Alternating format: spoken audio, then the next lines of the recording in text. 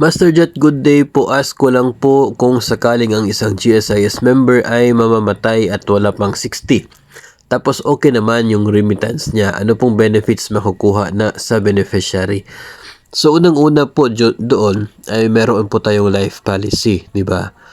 Yun po ay merong corresponding value. No, kung tayo po ay nag-retire, makukuha po natin yung accumulated na value niya. Pero kapag namatay po yung isa pong miyembro ng GSIS, doon po sa sa enhanced life policy ay 18 times ng basic pay. Yun po yung equivalent ng parang life insurance na makukuha po ng mga beneficiaries.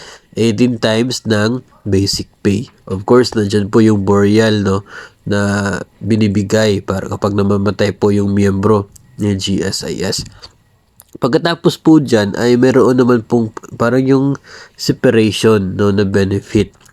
Yun ay depende po kung ilang taon yung panunungkulan ng GSIS member.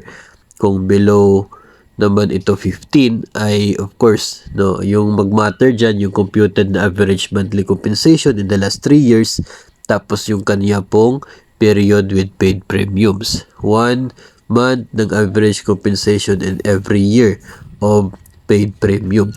Pero kung umabot naman po ng 15 years, of course, ay supposedly pipension na po, no, itong si member, kaya lamang siya po ay namatay.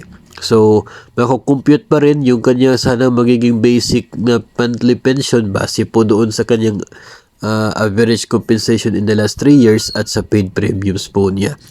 50% nun ay eligible bilang survivorship pension ng asawa, at kung may mga anak man siya na below 18, dito po sa Republic Act 8291 na benefit, kapag may anak siya na below 18 years old, ay 10% ng computed pension ang makukuha ng bawat anak na below 18. Yun ay dependent pension.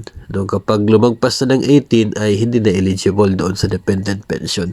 Up to 5 dependents ang pwedeng magbigyan ng dependent pension na yan. So, ganun po yung benefits, no, na matatanggap ng mga naiiwan. And siguro baka may mga iba pa po na benefits na makukuha. Mas mabuti po na alamin na lamang yon, magkipag-ugnayan na lamang sa pinakamalapit na GSIS office, nang sa ganun ay malaman na rin yung proseso na kinakailangan sa pagtanggap ng mga benepisyong ating nabanggit.